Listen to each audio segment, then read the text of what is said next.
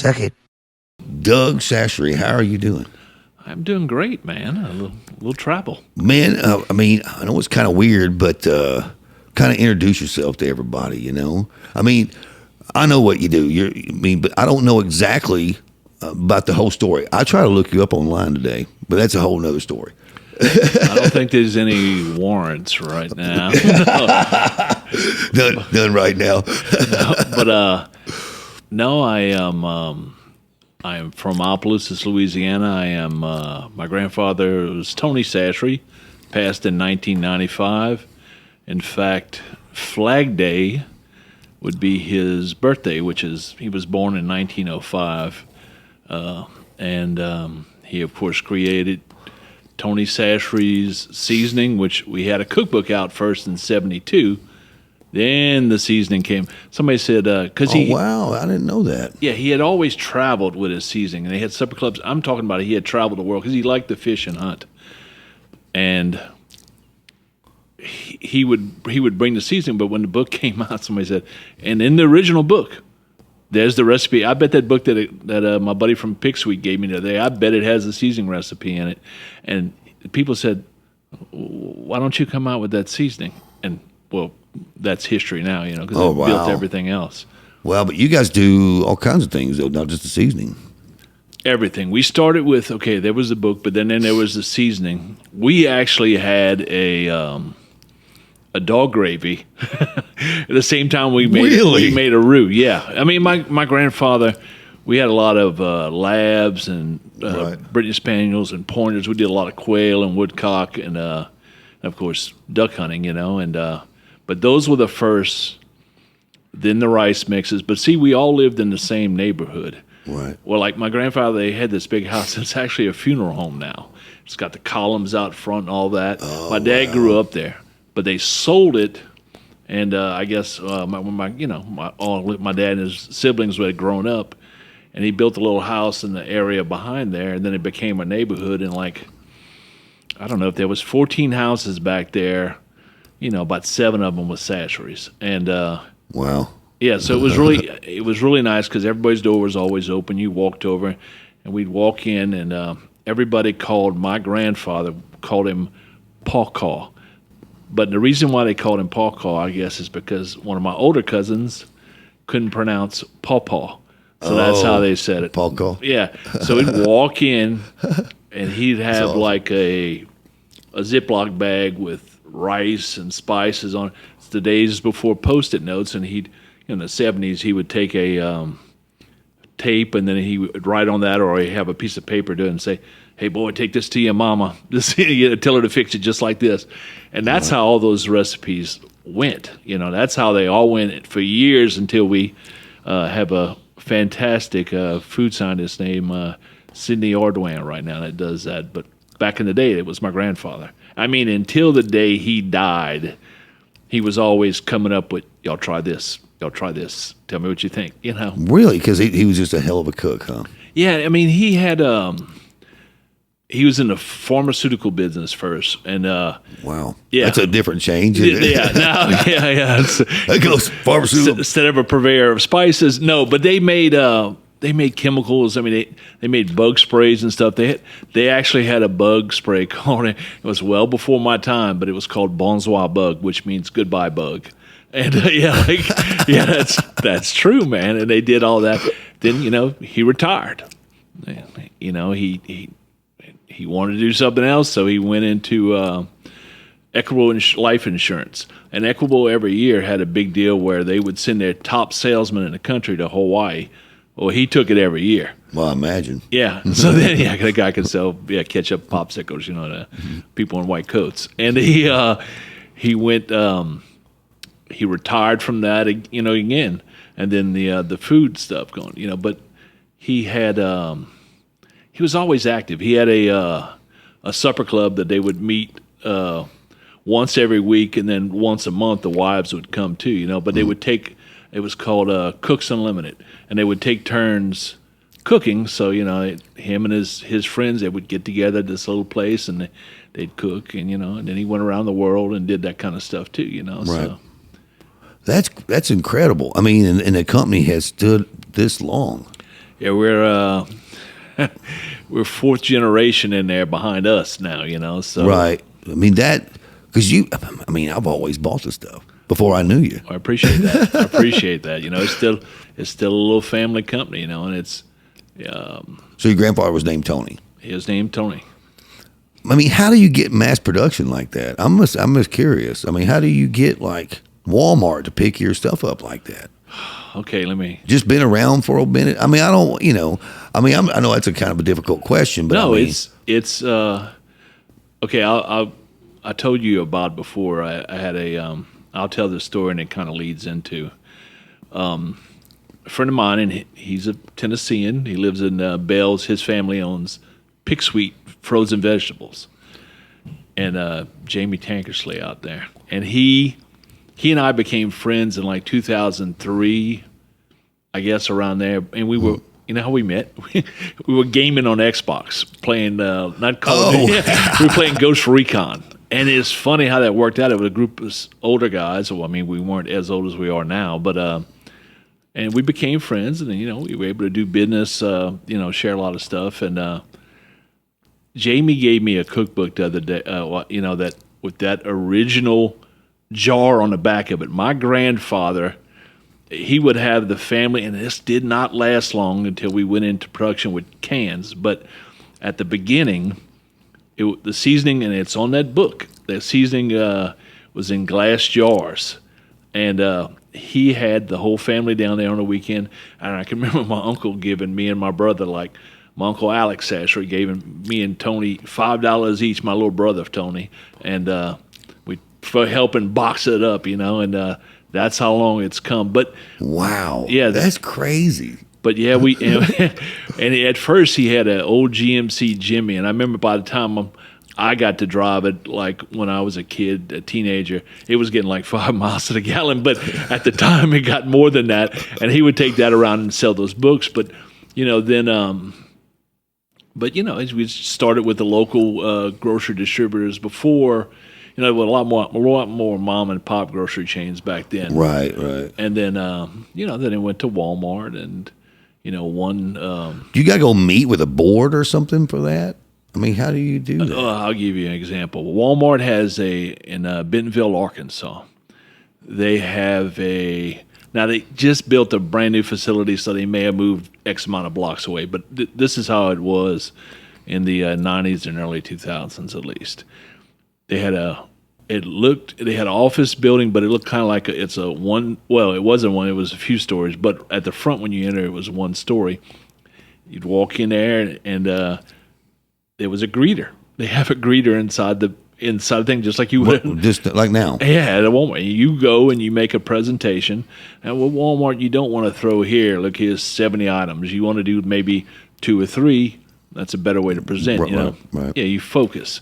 Well, what's also funny, in that same parking lot, Catacorner is the Sam's headquarters. So you go to make the Sam's presentation after. Now,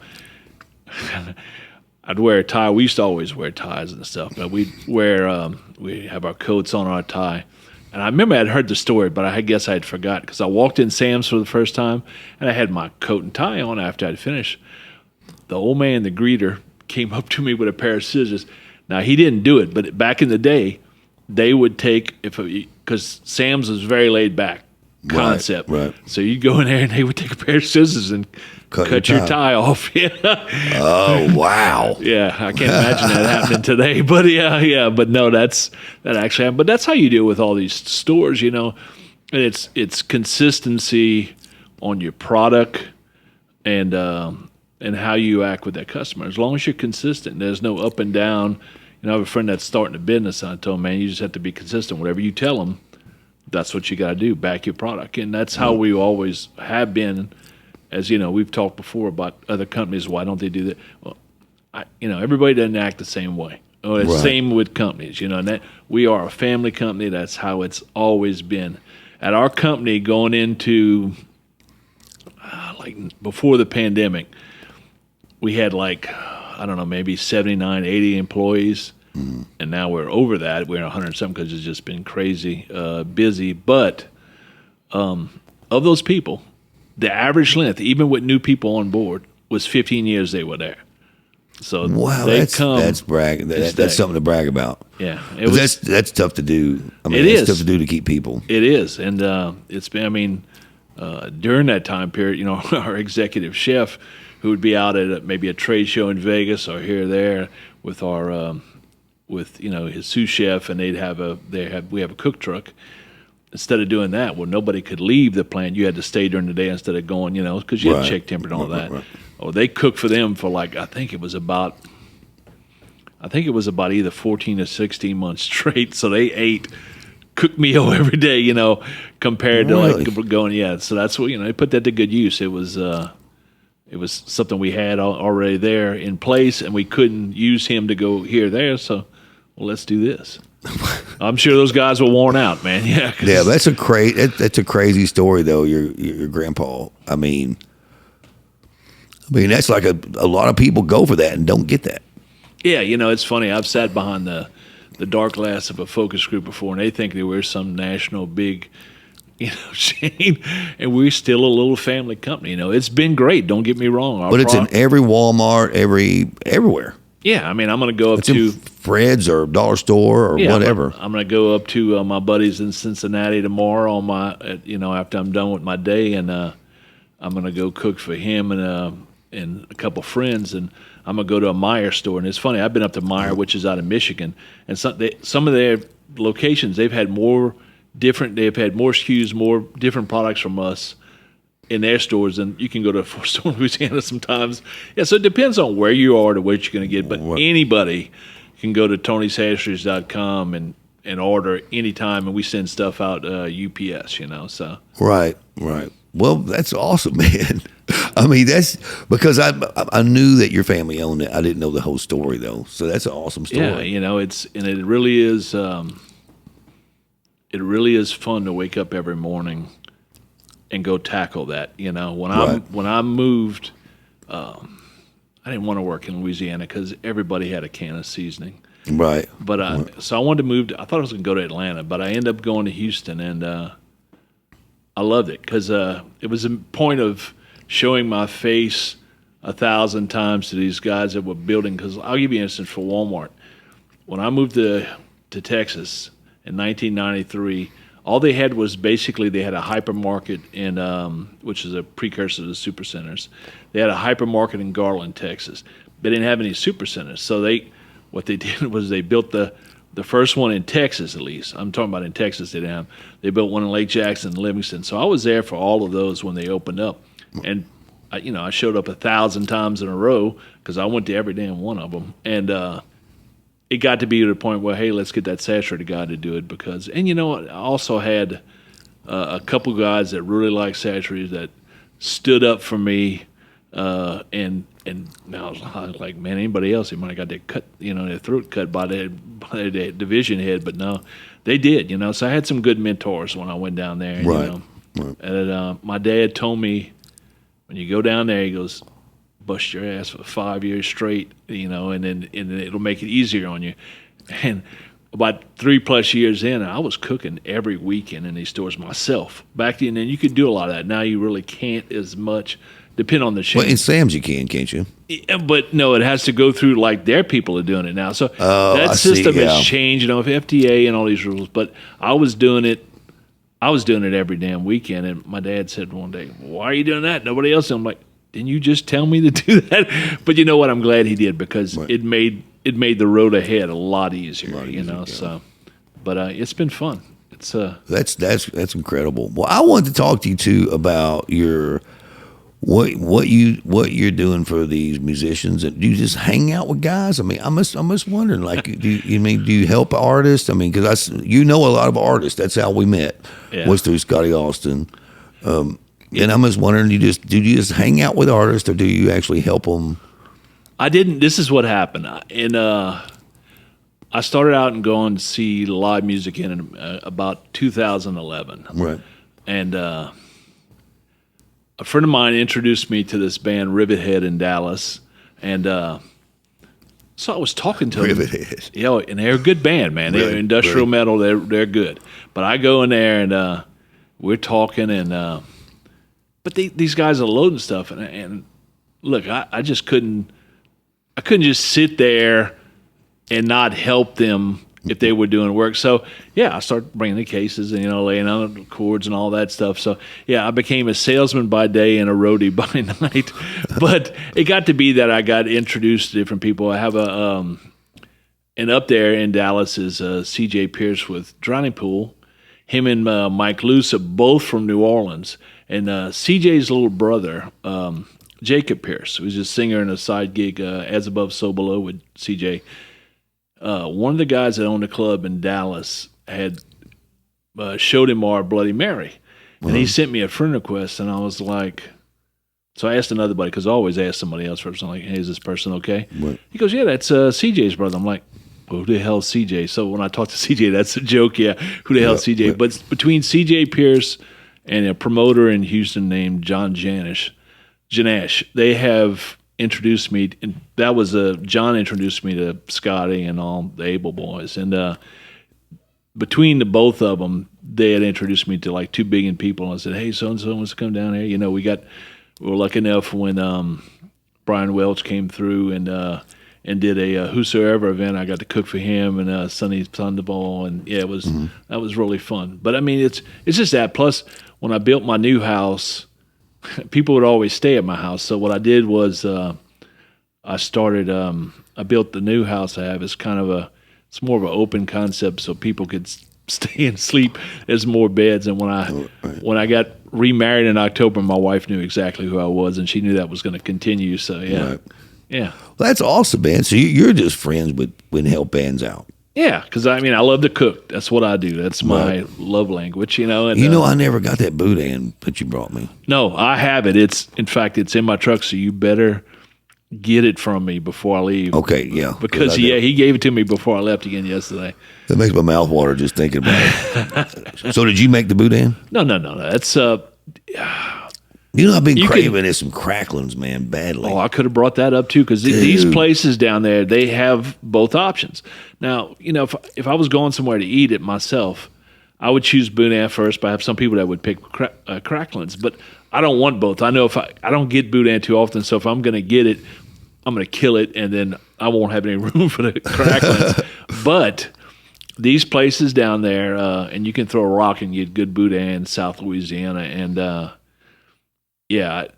I bring back usually about 10 individually wrapped pounds every time I go back to Texas for when guys that are coming through, because it'll give them something new, or for friends that want, we'll horse trade a little bit, So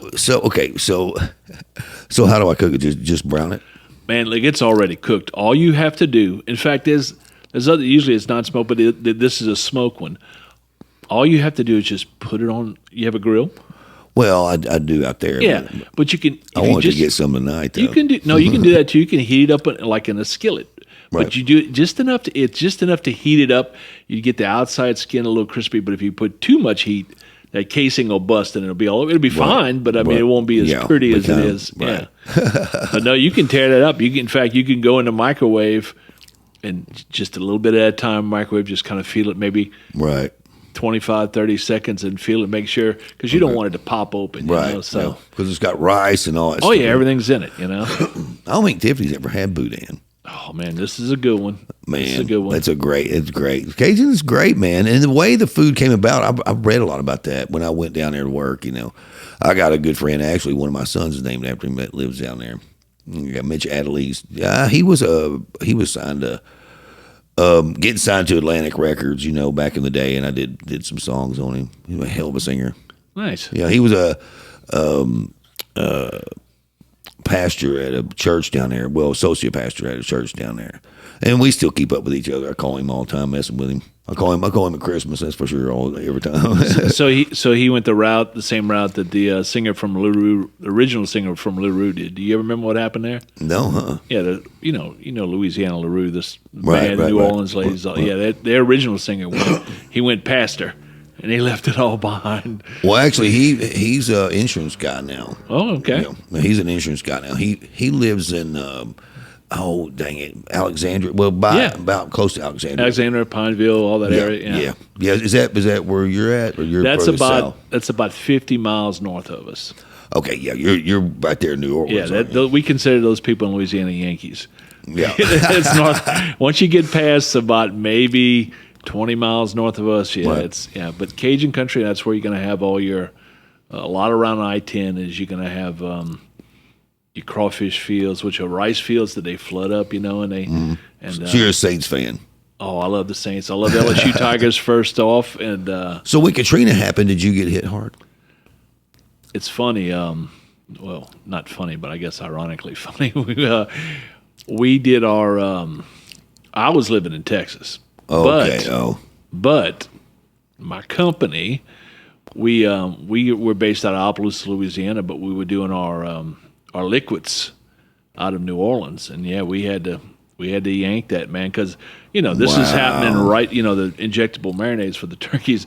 This is happening right before turkey season. When everybody's going to be demand is so crazy, and it's not like you can say, "Oh, New Orleans will be ready in 2 weeks. Come on back." No, it don't work like that. Is it still a lot of damage down there? Isn't Oh it? yeah, definitely. Wow. Yeah, I mean a lot of those places, it takes a while. I'm interested to go to. I haven't been to Joplin, Missouri. So I used to go there all the time to deal with customers, and that happened on my birthday, May 22nd, 2011, I believe, and I was there July 2nd after that. My youngest and I were coming back from Midwest, and we stopped in I think Springfield and spent the night. We came through, and my youngest, she was in middle school. She started crying when she saw how bad that was. I was like, "Baby, this is what happens." I mean, you see it on TV, and you don't get to see it, but that's scary. I mean, a hurricane, we know it's coming, But a tornado can pop up anytime. Yeah, I'm no fan. They say they get, I think at 5% worse. Like the power of them get 5% greater every single year on average. It could, because it depends on the temps. I mean, it's the warm air from the Gulf coming and meeting with this dry air. Well, that's the thing. The air, the ocean's warming up a little bit. Do you believe in all that? See, I don't know. I think what. Look, on that, I believe that this planet has existed from. There have been several changes back and forth for years. Oh yeah, and it's where the St. Lawrence Seaway is. That was once blocked up with ice, and it broke loose, and that's kind of why. I think that's why they said the Strait of Gibraltar between Spain and Morocco. Yep. It was a land bridge, then it went back underwater. Right. Well, that's the thing is like the global warming thing. I think it's more of a cycle of the Earth. Yeah, I do too. I think I'm serious. Like where we're at in the galaxy, I think that's going to determine because not only do we revolve around the sun, we revolve around the middle of the galaxy, and I don't know this whole thing about the middle of the galaxy has a black hole in the middle of it and all that stuff. Now that's why the flat earthers start their shit. They start their shit because they say stuff like that. Well, if that's the case and it's sucking in stars like crazy, why aren't we getting sucked into the those things amaze me, but boy, they are super scary as well. Yeah, it's like I don't understand. Like everybody talks about how the sun's going to expand and going to swallow the earth one day. And that's what. Well, okay. Well, what about the black hole that we're going around? Are we ever going to fall into that? Well, so are we getting closer to the center? Is what I'm saying. Well, what a black hole is? It's a star that's imploded. Yeah. And it leaves I don't know zero gravity, whatever it's called. Yeah. And it sucks. I mean, even it bends light, which is crazy. Right. I mean, man, so much stuff is being come out right now, and that's why this is a good podcast. Just bullshit about some crazy stuff. We can do that. So to me, I'm saying for me, I got on the phone with Richard Williams a while ago. Do you know Richard Williams? No. You need to meet him. He signed to Cage the Elephant, Paramore. He's a really good friend of mine. I call him Big Time because he's big time. I have a lot of big time friends like that. Him and Danny Sanders, I hang with them more than anybody really, to be honest with you, as far as like in the industry anyway. But no, like we were talking about this whole thing that came out with this David Grusch guy. Remember I sent you that video yesterday. Is that the senior official of the UAP, program, but he's whistleblower of the aliens are here, and of course Richard's like, well, I don't know, man, what's it going to take for people to freaking understand? And but what's funny is I saw another thing on him this morning. He says that he thinks that he didn't say for sure. He just thinks that they're interdimensional. And that's even more scarier than being from another planet. Well, I mean, like I said, we talked about that with Rick. I think it would be, insane. I can't remember the word we used to think that we're the only one that was put down here. I have no doubt that I don't care if it's a bubble swimming underneath the ice on another planet. That's a life form, But it is weird that story that you sent me. Another friend of mine sent, but that wasn't what hooked me on that stuff. What hooked me was I saw it on Newsweek and like about 4 or 5 other outlets. I was like, okay, it's the real deal. Yeah, it's the real deal. And the thing is, they're going to people are going to say what they want to say. Well, it's not real. Man, I think Roswell was enough for us to go, it's real. Cape Girardeau, Missouri, which is where I'm from. I'm not from Cape, but I'm from New Madrid, Missouri. That crash happened before Roswell, and we knew that was real because, there was bodies recovered and everything else. But what my whole thing is about it is that our government, what they may be, though, we don't know. They're not reacting to it as much as I thought they would. But this is only the first week. But to me, that's the biggest news in mankind's ever had in history that we know of, a recorded history. If that's true, then it would be, obviously, But it's true.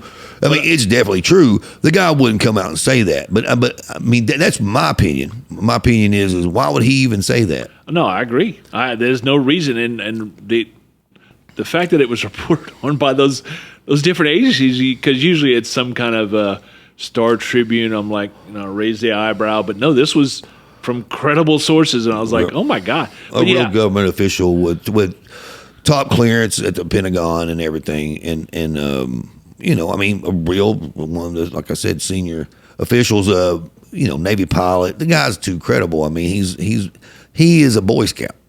He's a real Boy Scout, But as well as I do that anything they find, it's going to be like nothing to see here. Right. Well, and that's what's funny is the photos and stuff like that are so classified. But if we did come out with photos, you got these assholes out there that'd be like, "Oh, it's photoshopped." Okay, here's a good example because I'm serious. When I get the podcast to a certain point, and I plan on doing that this year because I took over everything, and it's doing a lot better. We're getting a lot of views now, and it's gaining momentum. But when I get to a certain point, I'm gonna get somebody to give me some money to make this movie because this is the truth. This is the truth. Because I've hunted Bigfoot, I don't know if you're a Bigfoot believer, but I was kind of a 30% guy. That's the 5% belief that I'm leaving just in case I'm wrong. Right. Well, I went to hunt him, and up there, Darrington, Washington, which is the epicenter for Bigfoot. More sightings there than any place in the world. We went 36 miles north. As a matter of fact, we went right where the Monster Quest investigation was done. And I'll tell you what we saw. Nothing. No, I'm not kidding. I'm in the middle of a fucking rainforest. And what's the second or third largest rainforest in the world, and you don't even hear a bird. There's no raccoons. There's no squirrels. There's no deer. That's kind of odd, huh? Oh yeah, imagine. Wait, it wasn't. That's when I went. Okay, there's something. I don't know what it is, but there's something. Whether it be a 10-foot tall freaking ape-looking creature, I don't know, but whatever it is scaring the fuck out of shit. So it's not. They're not coming out and they're hiding, or it's eating all of them. And I'm talking when there's not even birds, when you don't even hear birds in the middle of a rainforest. Look, I'm going to tell you what, tomorrow morning I can get out and I'll walk out this door and there's squirrels everywhere, birds everywhere, wildlife everywhere. And you mean in the middle of a rainforest there's nothing? But we went to the exact location that Monster Quest did their thing. But anyway, I got off track there. That's all right. Sorry. But so here we are. we're going to go hunt Bigfoot. Me and you and a bunch of fellas, Scotty, a bunch of us go out there.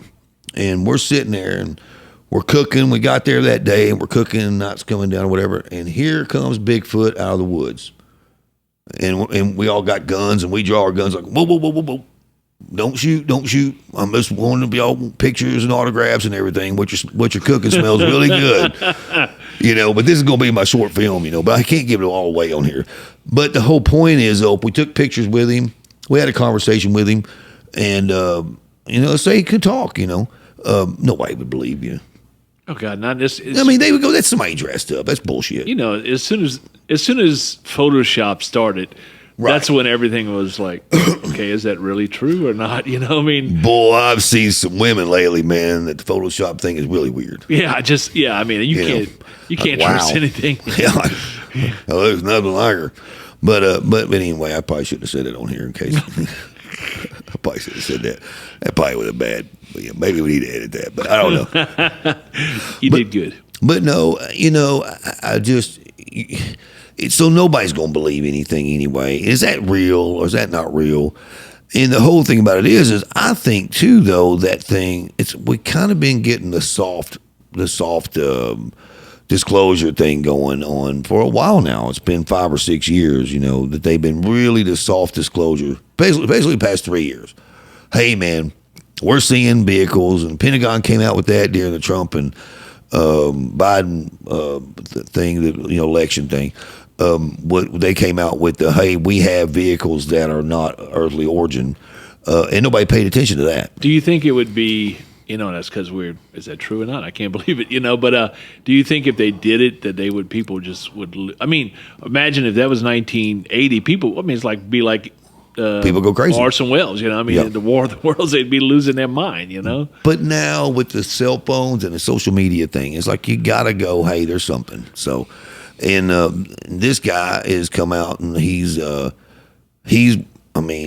guy's legit. He is legit. I couldn't believe that. I really could not believe it. I tell you how I'm like, okay, I know it exists, right. But this is, I'm not kidding, Doug. I think this week is probably one of the biggest things that's ever happened to us as a civilization. Our civilization. I'm not talking about the Egyptians. They knew about them.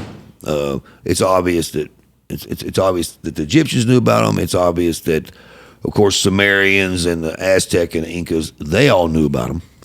What's crazy about this UAP thing, or UFO thing? They changed it to UAP just to kind of. So, because it sounds like a UFO person is like a crazy person. Yeah, so now I see. I remember I heard something about that. Yeah. So, since you're from Louisiana, so have you ever seen the Rougarou? No, but it's in all the stories, and when we were a kid, it was a legend. Because look, we grew up with a camp in the swamps where we'd go and hunt and fish and all that, and it had like one bed for my grandfather if he was there, and then it had like 1, 2, 3, 4, 5, 6, about 8 sets of bunk beds. So you could have a whole bunch of guys out there. Oh, dude, I was out there one time as a kid. Now I didn't eat it because I was going to sleep, and they were maybe passing the wine a little bit, but they were cooking armadillo. Yeah, so wow, I didn't know you could cook armadillo. Yeah, I know nutria you can, but you can cook armadillo. Is it any good? I couldn't tell you. I couldn't tell you on that. Do they say it's good? Yeah, look, it's funny that.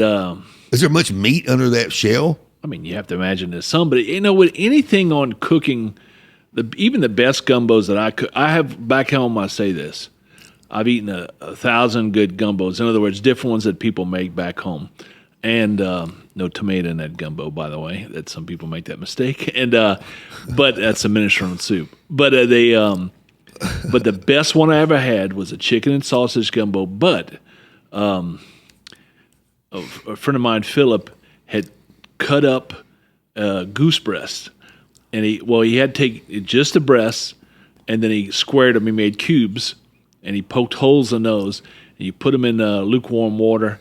You take them out, and you squeeze that blood out. I'm talking about you have to do it about 10 times. So you're doing some work, but it gives it a good smoke flavor. The thing on any of that cooking with gator or anything is getting that blood out.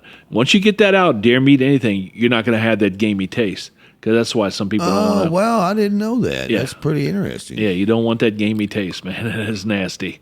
But it can go from being the worst to the best ever if you do it right. Well, what kind of, you know what? I know this is kind of a crazy question, but now, and a little bit off, but what about the deer that are down there? There's deer in the swamp, isn't there? No, there's plenty of deer. Now, but that's crazy. It's like, I mean, how do they deal with the swamp? I mean, I guess they find dry land. There's plenty. They eat grass and everything else. There's a lot of deer down there. But my brother actually goes up and hunts, and for the bigger deer, he goes up to southern Illinois and hunts. Oh, wow. Yeah.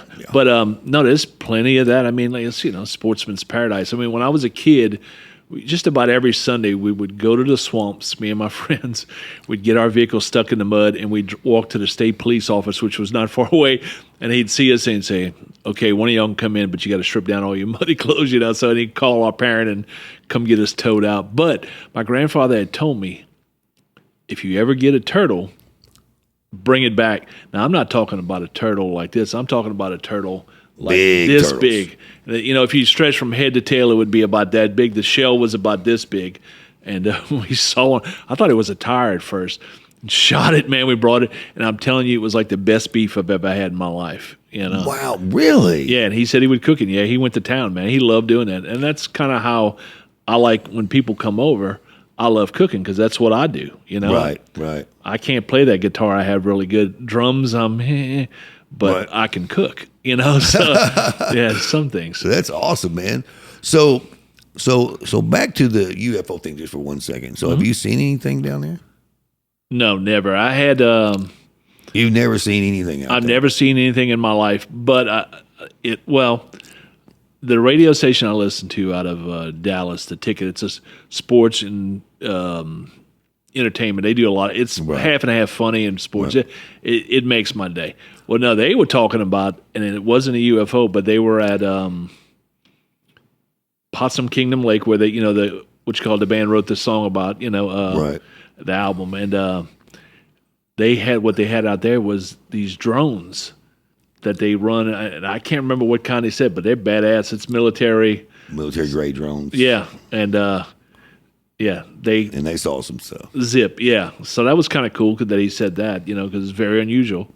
Well, that's why you're not too. You're like, oh, I believe this guy on TV, this grouse guy. That's why it's kind of hard to convince you, isn't it? I mean, well, no, because I've always, like I said, it would be.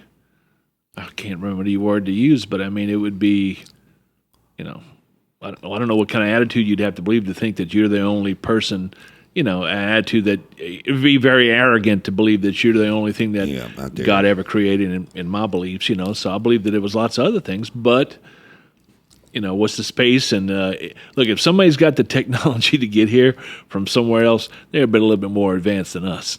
Yeah. Yeah, and it's like I've said that on here before, but what's scary to me, and me and Scott Wilson did a podcast, and I said this, and I'll say it again. It's like what's scary to me is that those things that are coming here, those whatever they are, they're not going to a dealership on their planet and going, hey man, I want one of them Tic Tacs, I want one of them classic flying, saucers. They're not doing that, so that means it's a military operation of some kind, because they're manufacturing them because there's so many of them. So there has to be a reason why they're here, even if they're interdimensional. Wouldn't you think that they have a purpose for being here? And that means probably it ain't a good purpose for us. Well, they've probably seen a bunch of my people, and then if they know that if they get too close to the, I know they'll get shot. But that's exactly because they were talking about this whole Las Vegas thing, and I told Dan Lucci, I was just telling Richard Williams too. I said they land in my backyard, 10-foot tall sons of bitches. They're gonna get their ass lit up. I heard him saying that at 8 foot. He said 8 to 10 foot tall. It's like, you sure that wasn't Manute Bull? And no, I'm telling you right now, they're gonna get their ass lit up. You know, because Lucci's like, oh yeah, probably was one of them movie places just trying to experiment to see. I said, we better not experiment in my backyard because they're like, oh, they went the wrong backyard. Yeah, it's kind of like the thing where people were going around wearing the clown outfits. I'm like, you better not do that where I live. You bring it over here, we're gonna get your ass lit up. I'm talking. I got probably 4 or 5 shotguns in there in the freaking in my dang closet right there, and a whole lot more stashed everywhere. You know, so trust me, the further you go south, we have at least that. Oh yeah, plus a 9mm, plus rifles, plus I mean, if something was to break out, I got plenty of ammo to make it, for a long time. But no, in all seriousness though, you land in my backyard, you can get your ass lit up. He's like, yeah, man, let's be going, man, we fucked up. We went to the wrong place. Well, I would think that they're smart enough. If anybody would be here, they would have to be smart to get here. They'd have to be pretty smart, and they would have to know how we would react, because. But that's what's scary about this guy coming out, because now they know that everybody knows. Yeah, so it'd be interesting to see what happens. And they know we've been trying to back engineer their stuff for a long time. So if they were going to do something harmful to us, it'd probably be pretty soon, if I had to guess. I mean, can they wait till I get through with my trip? Man, I hope so. You and me both. So where are you going after Nashville? Here? Yeah, I'm just hitting stores, but on the way up, I always somebody used to joke that Doug will come and work your territory if there's a good concert in your city. Well, I'm always trying to plan it, and I do this about before pandemic. I did it every year, and I'm trying to do that now again. Is I would go out and shake hands, because my grandfather always said, anybody, you can call anybody and want this and want that, but you go and put your hand in hand and look him in the eye. It's a lot different, and that's how I built all my relationships. So. During the pandemic, we were able to call people and say, hey, you need this, blah, blah, blah, I got you covered. But, I'm sure they got lots of calls from people that they didn't want to do business with because I don't know you. But if you put your hand in their hand several times. But, on this trip, I'm just hitting a bunch of different chains, seeing people I've known before and just new people. And then I'm going to stop in Cincinnati tomorrow night, cook for some friends of mine. I'm going to see my mom's family in Columbus on Thursday. And then when I'm going up north in a bunch of Meijer stores, I'm also going to make sure to go to Flint, Michigan, because all my life so you're going way the hell up there. Oh, I've always wanted to go to the machine shop, because several of my friends have played there. Okay. Are you going for Scotty? Is Scotty playing there? Scotty's there, Jordan Newman, and the Rehab Boys are there. Yeah. So so you're going to that show. Yeah. I mean, it's been on my bucket list, and in fact, I'm hitting 2. I want to hit that place, and then also because I'm a big shipwreck nerd, I've always wanted to go to Whitefish Point and go to the Great Lakes Shipwreck Museum, and I will. That's where that Fitzgerald sank off that, So right. Yeah, so I'm going there. They never found this Fitzgerald, did they? They did find. Yeah, they did. Yeah, it was snapped. Well, there's that triangle up there. They say there's a triangle up there. I've heard that too. Yeah. Hey, we were talking earlier about me being from New Madrid, Missouri, around between Portersville and New Madrid, Missouri, and talking about the earthquake zone. Growing up, we felt earthquakes every day nearly. Yeah, it's amazing. I remember as a kid being fascinated that in the middle of the country, I know they would have a fault that would do that. But I think it was 7.2, 7.3 on magnitude. It might have been 8, but I can't remember. But it just. But New Madrid was 8.7, I think. 8. Yeah, they must have been. It might have been 8.3. It was somewhere 8.3, 8.6, somewhere around in there. But to have the Mississippi River roll backwards for 2 days. Well, you know why it ran backwards, right? Well, because it made Reelfoot Lake, and all the water was running back into Reelfoot Lake. It changed the course of the river. It did it down south too in Louisiana, but it. Oh, it did. We had a place called New Roads where they was a part of it once. It used to be part of the. They didn't have the shock there, but the way the river changed, it changed the course in other places down the river as well. Wow, and, I didn't know that. Yep, and then there's. There's sand boils and all that kind of stuff I want to see. I'd like to make that trip, but I haven't gone there yet. But what's funny is, because we were talking, me and Hugo, about this the other day, because he was over here working in my bedroom, believe it or not. But no, we were working, and we were talking about how there's different, according to science or according to physics, there's different time things that go off. Like right now, me and you are another time fishing out here on the lake or something. I'm serious. Like, it's just like, and I just wonder what would have happened if New Madrid didn't get destroyed by that earthquake. It probably would have been the next St. Louis, is what they say. And that's scary.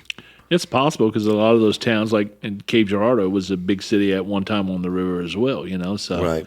They, the river, I mean, through history, any city that's been on a river is, that was the port of life forever before we got big shipping, Well, I went to school in Portageville, and they say the river ran right through, or right there by, the main road there, and I'm like, wow. I mean, that's pretty scary in itself, because the river's now 7 miles. Man, I don't know if it's 7 miles, 4 or 5 miles out from the town now. Yeah, I mean, it's crazy. You look at the map between Missouri, Kentucky, and Tennessee, and look at the land between the lakes.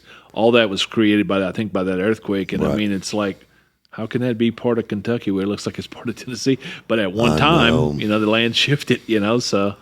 And that's scary. Let's hope that doesn't happen in our lifetime. Yeah, we've already seen one thing I never thought would happen. But they say that the New Madrid fault is way overdue for a big one. So, yeah. I mean, it is. I mean, it was not the biggest factor of us selling the farm, but because I grew up out there on the farm, my grandfather had a big farm, and but it was one of my things in my mind. I'm like, if this land's not going to be worth anything to my grandkids, because it's probably going to be underwater. So I tell my kids and they wanted to move to a couple of them wanted to move to the Pacific Northwest. I'm like, no, 1700 Cascadia earthquake, don't move there. Because I want to go there too, and that's where they had the Ghost Forest, which is in Oregon, is all the trees and stuff, just the stumps and stuff, and that was because tsunami covered that area for a good long time, right? And the salt water messes with that. So yeah, that's all nerdy stuff I'm into. So have you seen the news today? No. Oh Jesus, there was a gas fuel truck that blew up under I-95. Yeah, I did see that in Philadelphia. I've drove down that road a few times. Yeah, that's pretty scary. It's pretty scary. That's one of the busiest highways in the world. I mean, look at the one in Minnesota not too long ago when that thing, I've been over that, been in between St. Louis, how are they going to handle that, though? I mean, I wonder how traffic's going to be. God, thank God. All I can think of is, thank God I don't live there. Yeah, I mean, it would be such a headache. But, I mean, what it is, they have to divert it the other way. Now, they'll get it fixed in record time because it's an emergency, but those people that are driving to Newark to freaking catch a boat over to the city to work is now screwed. They're going to have to all get on a train, so the trains are going to be freaking massively crowded. Oh, yeah, I mean, look, they had that span, and when a lot of these that you see that happen or because a barge hit, like they had the one in Oklahoma, in the eastern side going towards Fort Smith, and it dropped. And, it's wow. Like there's some in Louisiana. My dad always tells me, don't go over the bridge in Lake Charles. It's I think it's the O.K. Allen Bridge, was one of our governors back in the day, and because the years and years of it just hadn't been. It's not up to standard. That infrastructure really is a big deal that we don't pay attention to. I agree. I hope the next. I don't know. We can't talk politics, but I hope the next administration really does concentrate on that more. That's a good investment, Yeah, instead of dumping our money into. Because you see what happens. It's always some kind of big catastrophe after the fact. Everybody's. Oh yeah, it's but it's preventive maintenance is the key. That's it.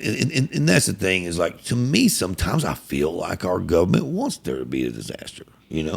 I mean, I don't know. I'm just saying it seems like they kind of feed off of that because it's better for the news. News makes more money. People they're more, the government's here to help everybody. We're here for the rescue, And I don't know. It just seems to me like there was a lot of things that happened with that train wreck up there in Ohio that I have to raise my eyebrows and go, what the fuck, man? I mean, you know what I'm saying? I mean, I know you can't comment on that, but I do have to, you know, there are some questionable things in the news and you know, and there's a lot of things, man, that is tough to talk about on here. You know, I mean, from racism to freaking who's running our country to freaking, you know, to all this concentrating on sexuality stuff. I mean, that to me is what bothers me about our country. Is like, you know, here we are, we're concentrating on the wrong things. You know, I like, you know, we talked before, and I said, if you could know what was in a person's heart when they're talking, it makes it a lot easier. But a lot of times, you know, we don't know and we judge, and that's bad. Yeah. It can go really bad. It can go really sideways. Well, the thing is, I'd said something in the last podcast about, you know, there's this I guess it's Gay Rights Month or whatever it is. I don't even know what it's called. It's Pride Month. Pride Month, okay. Well, I want a bald, at least a bald day.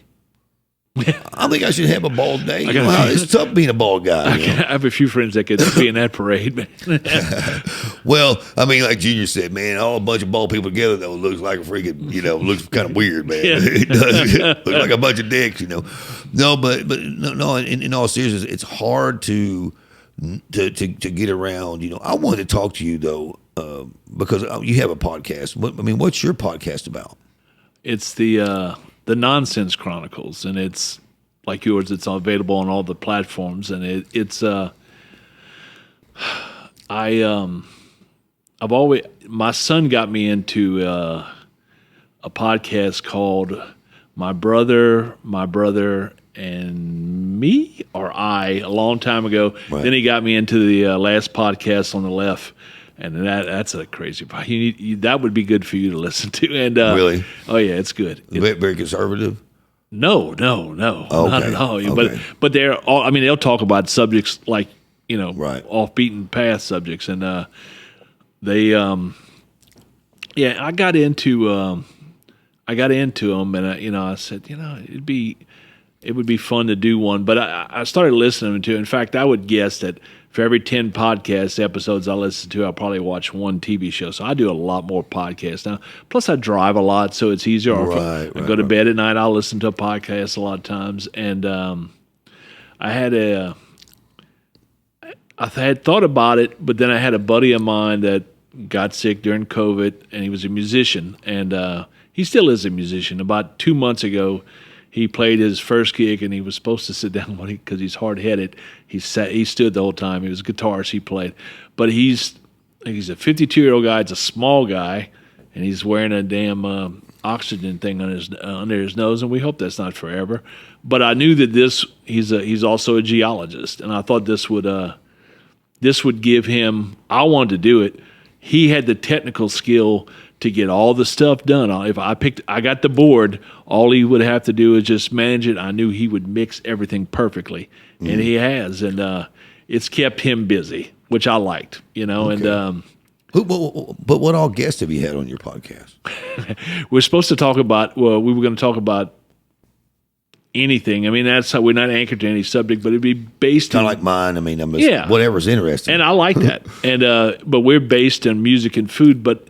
Man, we've had a lot of music. You know, we had Josie Scott on right after probably you had him on, and right. Because he was coming to play a show, and you know, we had Scott. I didn't know that. I didn't know you had him on there. Yeah, because he was coming to play a show in Houston not too long after your episode. So right.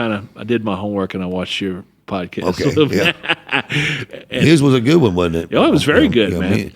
You know, and I gotta say, like. And I'll say this: when it comes to interviewing musicians and stuff, I freaking slaughter Joe Rogan. He has no idea what these kids go through. He has no idea about the struggle. He has no fucking idea. The questions he asks. That's the only thing. I love his podcast. He's a sweetheart of a guy, but I'm just saying, like, I don't know him personally, but I'm saying he seems like he's a good guy. But man, he does not ask. Like when I see he's interviewing a musician, I just don't even watch it because it just aggravates me. I'm like, why would because he has no idea at zero the struggle. You know? Yeah, you're like your questions are going to be different than mine because you have an insider view.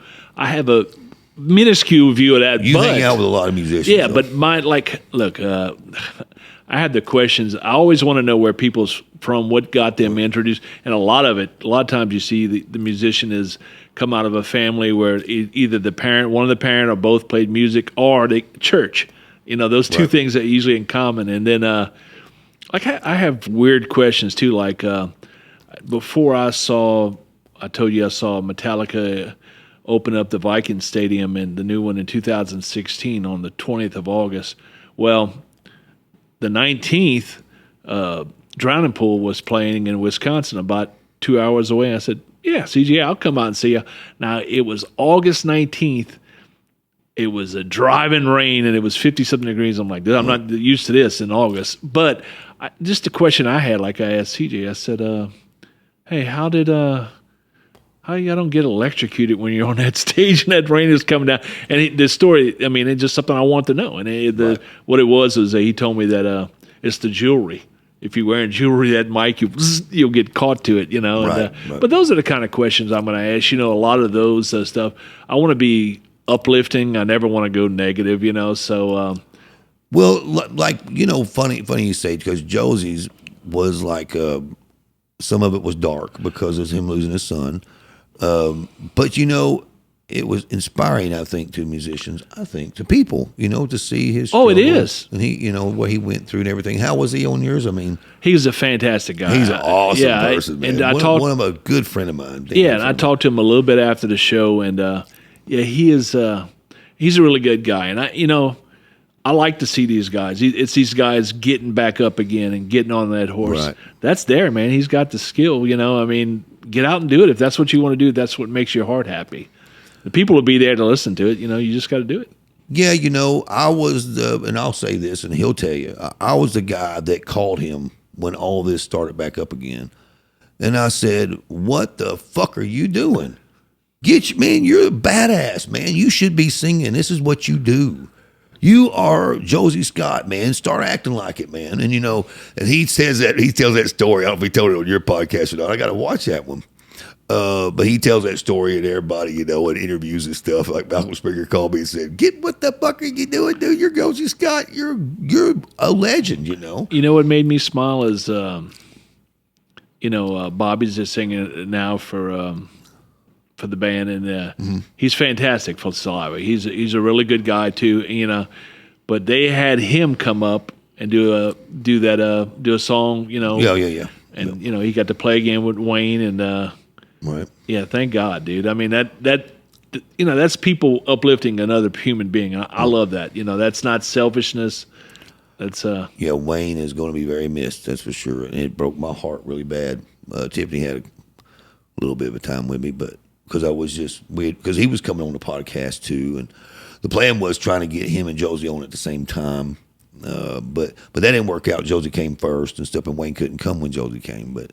But yeah, it broke my heart, man. That whole thing. I'm getting ready to have Paul on mine pretty soon too. Oh yeah, Paul's great, man. Paul is a good guy. He is a guy that he's a sweetheart, man. He's battled his demons, and man, that guy's winning in life right now, man. Yep, I grew up with all those guys, and man, I mean, it's funny because, if you don't know where I'm at, too, those guys will kind of go, oh, man, and I'm like, whoa, man, because we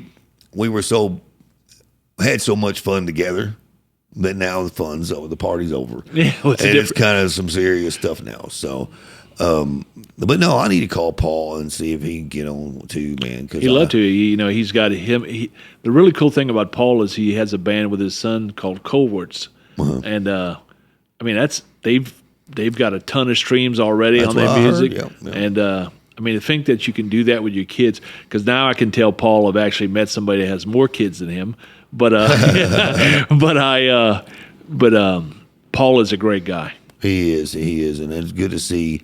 Good to see he's doing good in the management thing, that's for sure. But he's a phone call I do need to make. I need to call and see how he's doing anyway. He'd do it. He'd love to do it, man. I talk to Josie all the time, but, we've texted each other back and forth. I mean, not every day, but pretty much every week, we're texting back and forth. either making fun of somebody or making fun of ourselves, you know. No, but no, yeah, I'm proud of him, man. I mean, I guess the reason why I said I'm a better interviewer than Joe, because I know the drug struggle, the real struggle with it, you know. And it's like, and it's funny. I was on the phone with my cousin the other day, and I haven't seen him in years. He lives out in Colorado, but and he, you know, I told him, you know, it was for a while. I thought about it every day, and then it got to where it was like every 2 or 3 days, and then it was like every week, and then every once in a while when it's a full moon, it's bad. I mean, other than that, though, I do probably fine. And I mean, somebody asked me, you know, like, you know, friends that are on the outside, you know, they ask questions like, man, they must be doing great selling. I said, dude, they don't make any money like that. They got to go tour and sell merch. Yeah. But I also told them, you know, they were wondering what the culture's like. I was like, man, any of those guys that age you see around anymore, they've survived it and they know better now. Yeah. And it's a different story, you know. Yeah, like to me, like I just go, that's what's going to hurt me, you know. And I got my little ones, and I got responsibilities, you know, and I got to be a grown up, you know. And it's tough, you know. It's tough because, and it's good to talk about it, and it's good to let everybody know, hey, man, I'm sober, and you know, when I say sober, I mean I don't drink. I'm not a drinker.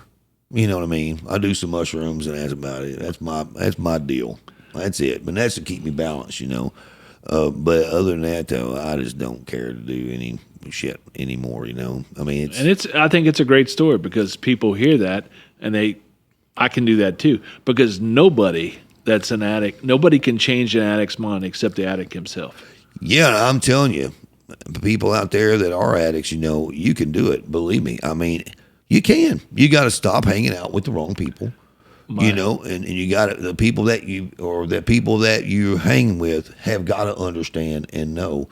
And I have one of those friends that used to sell me stuff, you know. I mean, he's one of my best friends, and he doesn't, you know, he's just my best friend, one of them, you know. And it's like, and now he knows that's just not what I do, you know. He doesn't sell anymore anyway, but still, it's funny because those relationships that you do build, like my relationship with Wayne Sweeney and Paul and him, you know, of course, we did a bunch of drugs together, you know, back in the day. But as, like I said, as we get older, you know, I don't know, man, you just kind of I don't know. I just kind of grew out of it.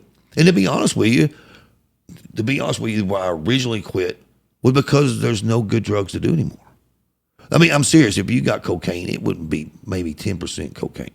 And, you know, fentanyls might be in it. I mean, well, it's scary. So why would you even bother? Yeah, it's scary. What, you know, a lot of times, I mean, it was never my thing, but it's scary because you never know what you get. It's not like you're going to the pharmacist. You don't know what you're getting. Yeah, you don't. You know, and you can say, well, I'm getting it from so-and-so. I know him, but, you know, you don't know where who he got it from. Yeah. And you don't know if that little bit of fentanyl's in there or whatever.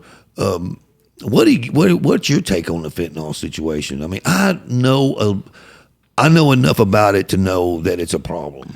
Well, my dad, like I said, my dad was a pharmacist too. Before when I was a little kid, and he went back to school and did insurance. But what got me during the pandemic is everybody watched Netflix and every show known to man. We all did, and I started watching The Pharmacist. And I'm like, son of a gun, this is South Louisiana. This is just St. Bernard Parish, just south of New Orleans. You know, and I'm like, south of West Bank. I'm like, this is crazy. And it was very eye-opening. I never had any clue it was like what it was. But what happened was they tell you, I mean, they had Purdue Pharma, which was the manufacturer of this. They were telling these people, yeah, just go and, they're telling these doctors just go, and they were giving them bonuses and everything else. They don't care about it. They knew what it was doing to people, you know, and didn't care. They didn't care at all. And they put, hey, there's the pharmacist, and look, those pill mills, those doctors that were open, there was some of them open till like 2, 3, 4 in the morning, which I don't know any doctor that doesn't, 5:30 maybe, but it's but they go into it big, and then Crime of the Century, which is also on Netflix, does, and then there's a third one too, but those two and it's just amazing. They tell you about how they're, that family, the Purdue family, they went and not the chicken family, it was a different set, but they went Purdue Farmer. They went and they hid their money in Switzerland, a bunch of it, Right. so it couldn't be touched, that's horrible. You know how many families they destroyed, how many people they killed, man? And didn't give a fuck. Damn, they didn't, boy. You watch and you will see they did not. It's called The Pharmacist? The Pharmacist is the first one you should watch, and then watch Crime of the Century after. Okay. The Pharmacist probably has about 7 episodes in it. Right. And it's a dad who had lost his son. He was a pharmacist, and he lost his son, and he went to find out, what happened, and then he went down this, and then, this is a guy that recorded stuff in his pocket, and he had like notes that he went out, man. Talk about dangerous in some parts of New Orleans. He went out like outside the pill mills at like 2 or 3 in the morning, writing notes, and man, these places had security guards and stuff, with guns, because that's the kind of places they were, and man, he did some hella good work, but I mean, at what cost, But he lost his son, and look, nobody wants to have to go through that, No, once you lose, you lose a kid, it's like who gives a fuck after that? Yeah.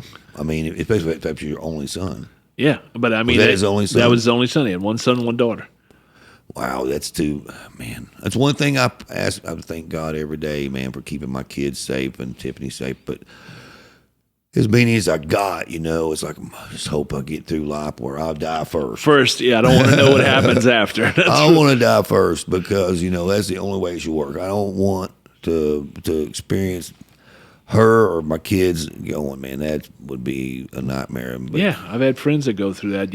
Like geez, you have. I do too. I got Chris. Do you know Chris Dobry?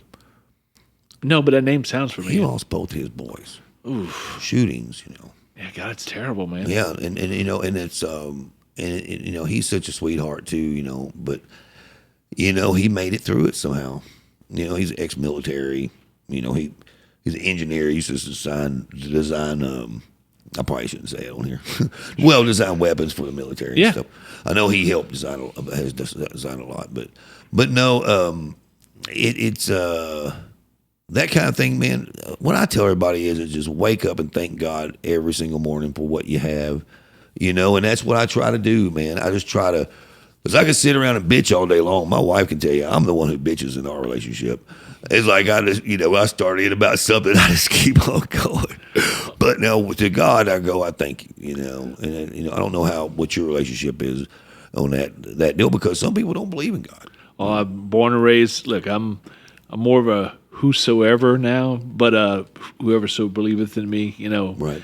But no, born and raised Catholic, very strong foundation in that, and I've gone off the Catholic belief system and going basically off of whosoever believeth in me. Right. That was his words, and that's it can't be shaken. I don't give a damn what happens. Nothing will ever shake that. But that's what gets me through the hardest of times, man. I learned years ago when I was a kid, when you're a kid, you dream, man, I want this one day and I want that. I found that the gold in life is who you surround yourself with, your friends. Like you say, I come up here and I've got little groups here, little groups here, little groups here. Right. And I always people joke because, anxiety I have or claustrophobia. They know everybody gets 45 minutes with me, but that's enough time for me to soak up spending time with them, man. And nothing makes me happier than people. And your life, anybody's life, it will be determined on who you surround yourself with. Right. Yeah, boy, it is. I'm not bragging. I'm just saying, I was on the phone with Richard Williams for an hour and a half, and we get to talking, but I walk with giants is what I often, thought about when I get a little older, I'm going to write a book, and first of all, joking about it, I'm like, yeah, well, my first book's going to be What the Fuck Was I Thinking? But now it should be I Walk with Giants, because him and the people like Denny Sanders and some of the people I've been around, Leor Cohen and some of those guys that I walked with, Rick Rubin, Glenn Ballard, those guys that, Peter Collins. I mean, the freaking list goes on. Don Was, Bob Clearmountain, Greg Archilla. You know, I was his assistant for years. David Z. I mean, some of these guys I worked for, and you know, all the records on the wall kind of shows the deal, and these ain't even half of them. Well, that's collecting. You know, you can meet him, and some people are just like, no, I don't think I'd want to be around that guy. But you'll come across enough people in your life that it's like when me and Scotty met, you know, and we hit it off like that, you know. A buddy of mine wanted me, the promoter friend wanted me to come. They were building my new house. It's like, okay, yeah, I'll come, John, because John has cancer, and that's promoter buddy. I would do anything for him, and I drove 40 minutes back to my buddy's house because I had just sold my house. Right. Then I drove about 50 minutes back to the club to meet Scotty and them. And him and Steven and all, Bartlett, we hit it off right away. You know, and they wanted to come meet me, which I always find that fascinating. You know, it makes me laugh. You're a guy to meet. You know, but we hit it off right away. And they're good people, man, you know, and They are, man. There's stuff that we can talk on, but you know, all those guys know if they're in there or they have support in, and if they're taken care of by the venue and they have support in, they need to find a place, I'll take care of them. You know, right? Yeah. So, I want to ask you: do you feel like a person makes their own reality? Like you know, and the reason why I asked you that is because, you know, I think that. Scotty Austin's a good example of a man with just a mind that just bends things the way he wants them bent. I'll give you a very good example of that, and it's another show. You know, when I'm traveling, I can watch these docs. There's a documentary right now on Netflix on Arnold Schwarzenegger, and it's honest. It's like really? What I did, you know, like, you know, when him and Maria and all that. But he was a guy that he was driven, man. I mean, he was driven. So the will is, I believe any human out there can do anything that they want to do if they have the drive to achieve that goal. You got to put in the work, and there's no shortcuts, man. There's no shortcuts in life. I mean, every once in a while you get maybe 3 steps less, but if somebody is driven, and this guy really was, you know, a lot of people.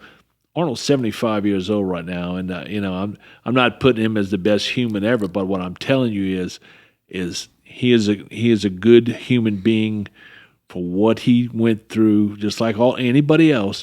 But his drive never stopped, and he's one of those people, like, you know, say you tell him you can't do that. Want to bet? And I thought one of the funniest things was because he was so tall. You know, when he was born and raised in Austria. Right. Well, right. You know, my dad was in tanks as well, but no, you couldn't be in a tank if he was so tall, and he is very tall. And he was in tanks. He was in a tank. He was because you have mandatory military service there. Oh, and, I didn't know that. Yeah, That's interesting. I had no clue to that. Yeah, this one a lot deeper than anything you've ever heard. So they put Arnold Schwarzenegger in a freaking tank. Yeah. How in the hell they get him in there? That's a good question. But that's a big guy. It is a big guy. So, and this is all. Well, he had started training for Mr. Universe and Miss Olympia. In fact, he got out of the military early so he can compete in this contest in Germany. But his plan all along was how he was going to get to the U.S. He really wanted to get to the U.S. He wanted to be the best, and he knew he had to get there to do it. But man, he took the steps. So that's a roundabout way of saying I believe that anybody controls their own path. We all get hit by things. I'm no different than anybody else. I've had things happen to me in my life, but I never, and I tell my kids that you're going to get hit, but you don't ever let that determine your course in life, ever. It can knock you off your axis for a minute, but you never let that determine your course. Right. And, it's funny because, like, I've been experiencing that lately, just trying to get the family moved and all this stuff. And it's been crazy. It's been crazy because I've left Universal. And, the thing is, I get to thinking these thoughts, and I'm not kidding either. I really do think this way. And I get to thinking these thoughts, and I can hear my dad's passed away. He's been passed away for years. And I can still hear my dad going, keep your eye on the ball. while I'm up there batting, it's like I could hear him out. Just keep your eye on the ball. Stop looking up in the crowd. Stop looking to see if your girlfriend's there. Stop looking at these other people. Just keep your eye on the fucking ball. That's how his dads did, and that Right. it's no different than my dad. I mean, But I think that was one of the biggest lessons my dad taught me. And even though I don't think at the time that he thought that this was a lesson of life, but it is a lesson of life because I can still hear him in the stands. I hear that voice when I start thinking negative or off track. Just keep your eye on the ball. Yeah. Like starting a podcast was a big thing for me because it's the only thing I've ever done that I love so much other than music, and it was a huge decision, and at the time it was just like, we're doing a podcast because I'm just like that. Let's shoot from the hip. Let's go. Didn't know anything about freaking a podcast or how to. I'm just now learning about it. We've been a year in, we got 8,000 subscribers. Yeah. I'm still. You got the head start on me, man.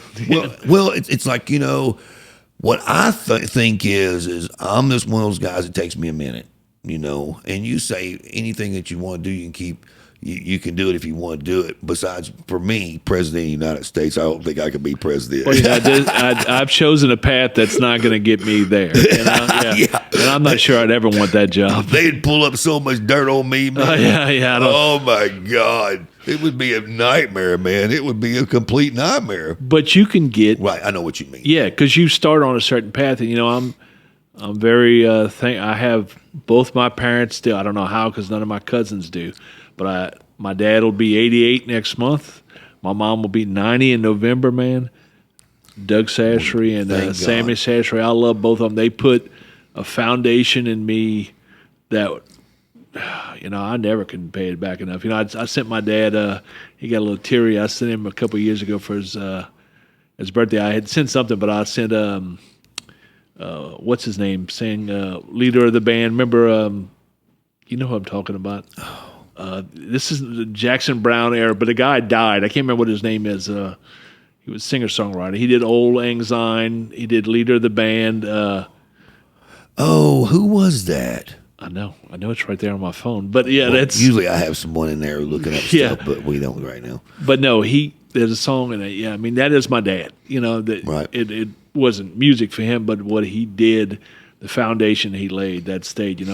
I always tell people it wasn't his fault that we might have veered off a little bit here and there, but that foundation that'll never Right. break, that's what he laid, and I'm grateful. My father and grandfather, too. But my grandfather was a super successful guy. But, it was also, too, though, was my football coaches.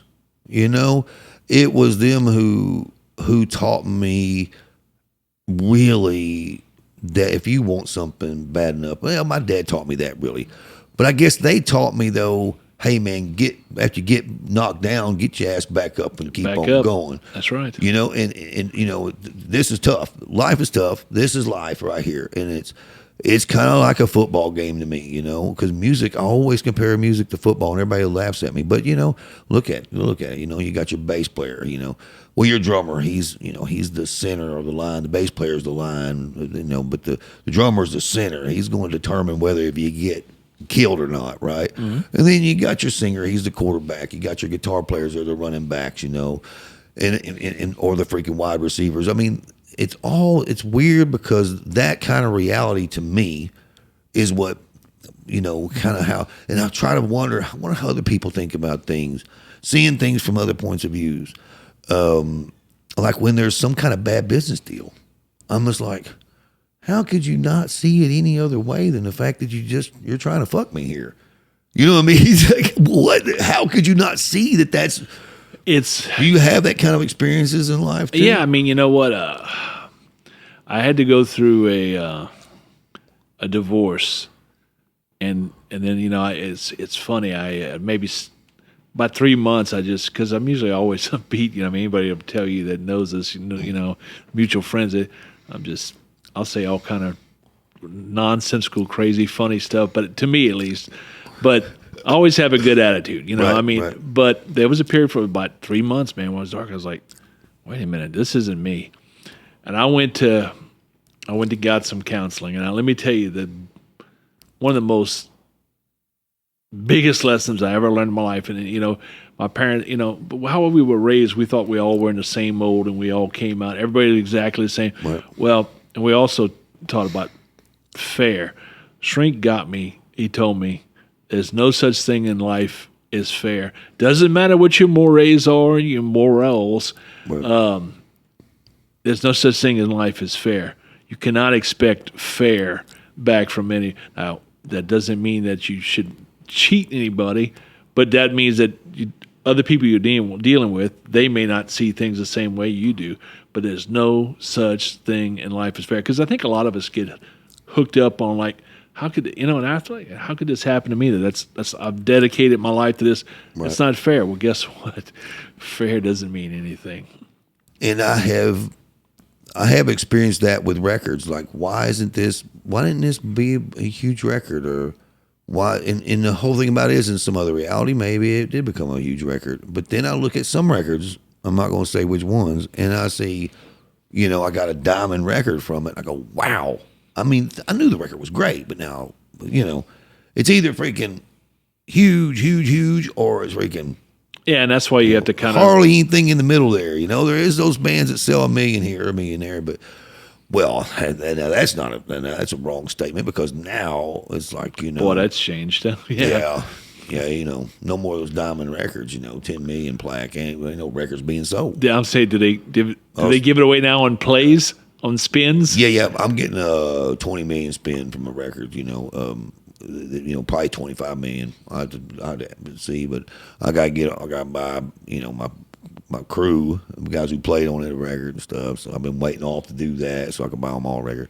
But no, like a Spotify play thing, Boy, that's changed so much, man. I know. I got a few of those coming, but I just haven't got. I'm producer, so it's my job, because a lot of these are indie, so independent, and Sony's not going to, they distribute one of them. And, that's not going to happen. Universal's not going to send me shit. Yeah. Distribution. What? Yeah. Yeah, they're not going to give me a plaque. It seems like as much money as Spotify makes, they would send you a plaque, doesn't it? God, yeah. You know what I mean? I mean, they should, but nobody's sending producer or anything. They may send the artist, but not, and the players. But no, the game has changed, and it's freaked me out some. But it still hasn't. It hasn't dampened my cause though, and my focus. And now, I don't know, where do you think rock music is right now? I'm curious, because that's one of the questions I wanted to ask you. Wait. It's funny. I think I mentioned something to you yesterday or to Rick, when we were talking. I just find it, I love rock music now. But the thing is, man, it's often like 50,000 directions. Like this 2 billion, then I love Avenged Sevenfold. The only band I love more than them is Metallica. And, boy, they released an album. You're a metalhead then. Yeah, they released an album that, I was like, wow, that was different. Now, it's going to take me a few spoonfuls like that last one did. It took me a little while to get used to it, and I love it, But this one is a different concept as well. So, but I think it's the last record that they owned their record company, and now they can do whatever they want on their own. Right. Well, that may be good, it may be bad. Depends on if they try to produce it themselves. That's the biggest mistake an artist makes, to me. You start trying to produce your own records. Years. Well, you need somebody's opinion outside of your own. Yeah, in every company, no matter what field you're in, you need that. Very seldom, very seldom you'll see the success of an artist producing themselves. Very, very seldom, And usually when they do say they produced it, they had a great engineer produce it. Really, the engineer really produced it, and they got the credit. Yeah, they did. That's how a lot of engineers eventually became producers, because they learned. Well, and then everybody goes, "Oh shit!" Well, that's the one who really did the record. Yeah, but no, and being on a winning team is a big thing, and that also too, like we were talking about bending your reality. If you're just constantly on a winning team, that's why I got freaking 35, 40 platinum records, because I was constantly on that winning team. Good team's important. And the mind frame of, hey, what doesn't matter? Everything we touch goes gold. Everything we touch goes platinum. When Greg Archilla is like, everything we touched, everything that man makes, went huge, And there was a couple records that didn't, and we looked at each other and knew they wasn't. But I mean, everything. David Z, I worked on him, huge. Johnny Lang, Kenny Wayne Shepherd, I mean, and it's a winning mind frame. And I think that some people, I love to tell this story, man, because you'll love this about me.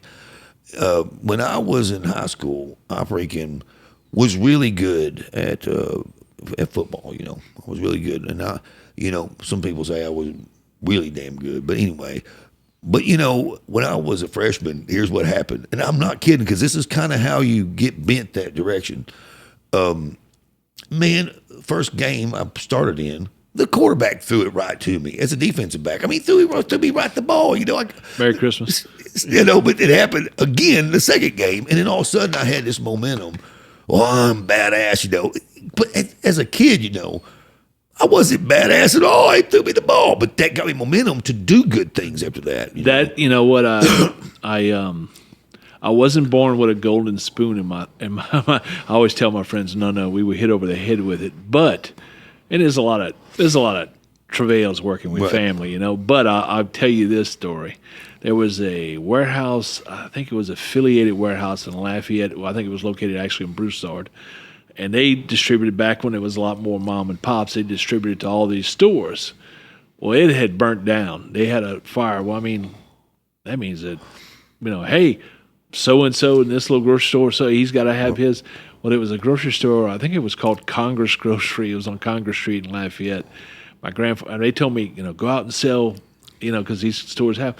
And I think he set me up. The first one it wasn't me selling as much as it was him saying, yeah, I'll take a case of this. He bought a case of everything. And I'm thinking, I didn't put it together until a little bit later. And I was like, that wasn't me. It was my grandfather or my uncle Alex, one of the two. I'm like, what, thanks. I do appreciate that, But I got momentum from doing it, And once you have success, I think, your character, what you show people is going to give you a chance. And then, but once you succeed and you build on it, you get better, It is tough because, when you get knocked down too so many times, and I experienced this, from getting one band signed after another to not getting one band signed after another. And it broke my heart, And, and it's like I have those bands, and, I've told those particular bands that you were my second heartache, you were my first heartache, when you got the goods.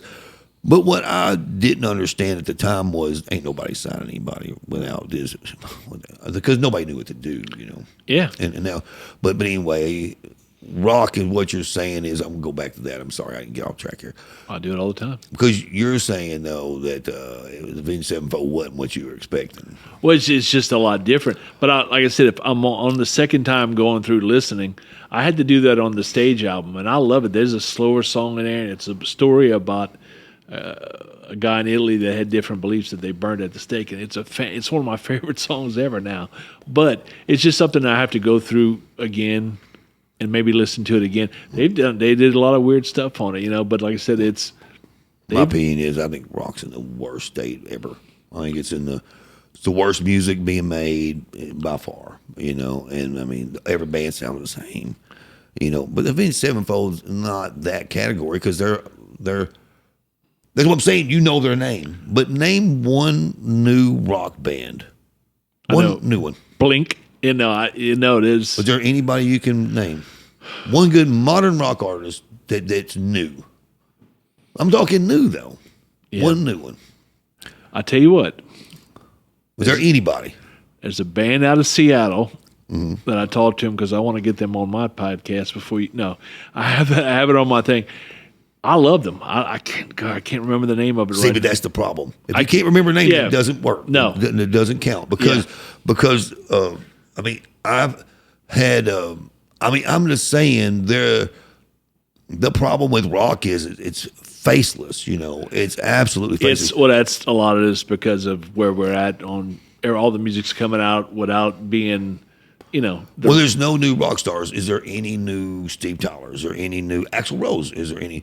There's no, because they're faceless, because no one gives a fuck about their music. And they really don't. It's just like ear candy at the best, Oh, yeah. I mean, look at people on YouTube. There's just something in the background that people listen to. Yeah. Nobody's remembering the words. Nobody's freaking singing the songs that I know of. And I think 90% of the numbers that are on Spotify are just made up numbers. They're not real. No, and I tell you, there's like 17 million people listening to this fucking band. I can walk down Second Avenue and ask every person I meet that are music fans and ask them. Maybe not Nashville's a bad example, but anywhere, and they wouldn't even know who they were. I think staying power is always going to be in lyrics, and I'll tell you this: they've gotten better I think just about each time. But in my opinion, the record that Shinedown put out earlier this year is the best one they've ever done.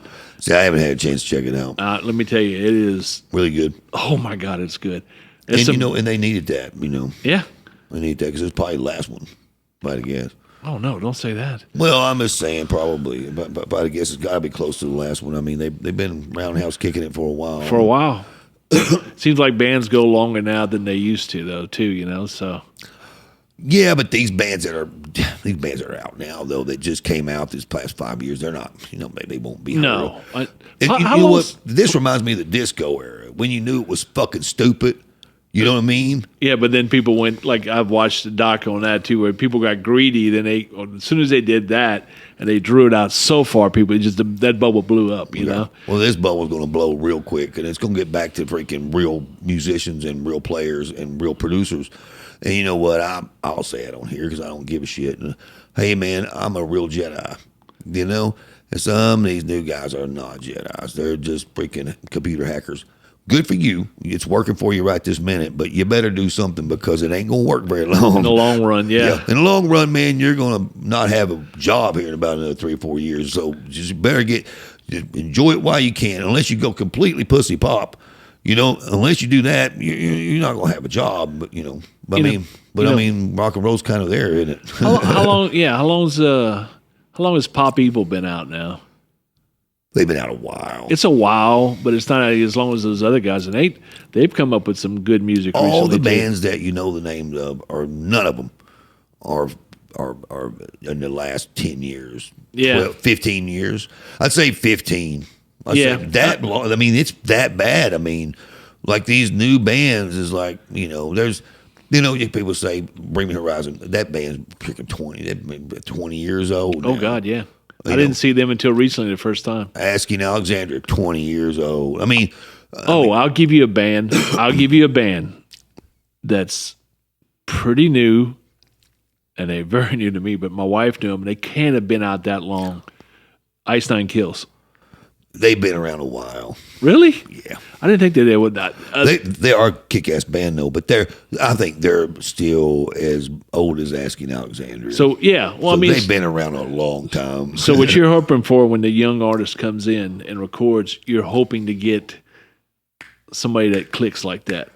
Well, the problem is with me is I do modern rock stuff and I do metal stuff, but I'm not going to produce something that sounds just like the other bands. So I'm the wrong guy to come to for that. But now, have you heard Fever Slip yet? No. Oh boy, now that's a killer band. Good. Yeah, I produced that in the fall last year. By far, probably in my top 5 best records I've ever done. Worked on, period. And now you know me, I worked on quite a few. And they sound like old school AC/DC. I did it all analog. I went in, did pre-production for 3 weeks, and then took them to a studio and recorded that shit. Just like no Pro Tools editing, any of that bullshit. Just flat out the real deal. The real fucking deal. No bullshit at it. If you're an AC/DC fan, you ought to listen to the record because it's a kick-ass record. Oh, I have to catch it then. Yeah, I mean, it's old Bon Scott, man. He sounds just like Bon Scott. It's killer, man. Goddamn, man. Oh yeah, kid is amazing. Kid. This guy can sing. This guy can sing his. You know what? You know how many vocal overdubs we did? Wow. None. The guy sang it and tracking. Boom.